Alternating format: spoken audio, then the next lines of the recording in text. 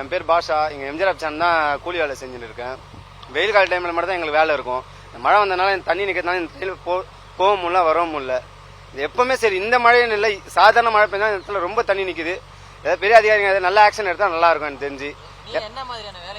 நான் வந்து ஒரு பொருளை இந்த இடத்துல இருந்து இன்னொரு இடத்துல எடுத்துகிட்டு போய் ஷிப் பண்ணுறது, அதுபோல் கூலி வேலை தான் செஞ்சுருக்கேன். அவங்க 50-100 கொடுக்கறதுல ஏன் பொழப்பு ஓடுது. இந்த மழைனால அது கூட இப்போ ரொம்ப பாதிக்கப்படுது எனக்கு. அதான் என்ன பண்ணணும்னு புரியல. அதனால தான் வண்டியை தள்ளிட்டு போயிட்டு இருக்கேன்.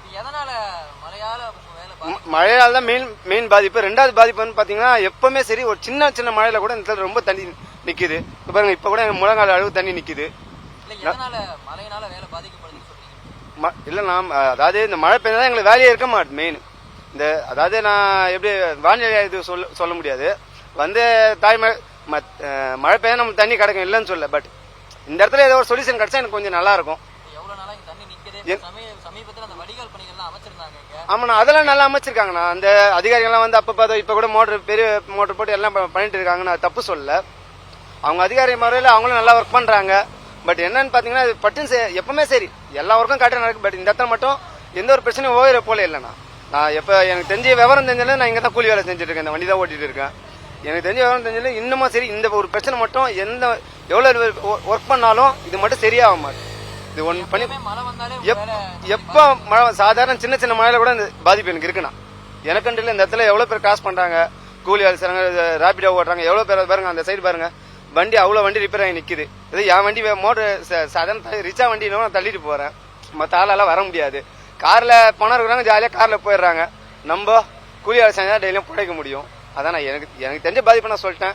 அரசாங்கம் இதுக்கு நல்ல ஒரு முடிவு எடுத்தா நல்லா இருக்கும். இந்த இடத்துல எப்பவுமே சின்ன சின்ன மழையில கூட தண்ணிக்குதுண்ணா. இது வந்து ராயப்பேட்டை ஏடிஎம்கே ஆபீஸாட இருக்குண்ணா. அது தேங்க்ஸ்ண்ணா. ஓகே. சென்னை தலை பேர் வந்து சிவா. என்ன ஒன்று, நம்ம அரசாங்கம் நம்மளுக்கு வந்து எல்லாமே செய்யுது, இல்லைன்னா சொல்ல.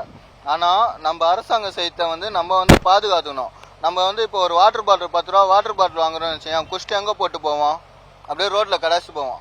அப்போ அரசாங்கம் தண்ணி போகிற இடத்துல என்ன ஆகும், அந்த பாட்டில் போய் அடிச்சுக்கும். ஆமாவா இல்லையா? அதனால நம்ம வந்து நம்ம இடத்த நம்ம தான் சுத்தமா, நம்ம வீட்டை மட்டும் சுத்தமா வச்சுருந்தா இருக்கிற இடத்த சுத்தமா வச்சுன்னா இப்போ ஒன்றும் இல்லை. இந்த இடத்துல போயிட்டு நீங்க நோண்டுங்க, எவ்வளோ பிளாஸ்டிக் கவர் எவ்வளோ வருதுன்னு மட்டும் பாருங்களேன்.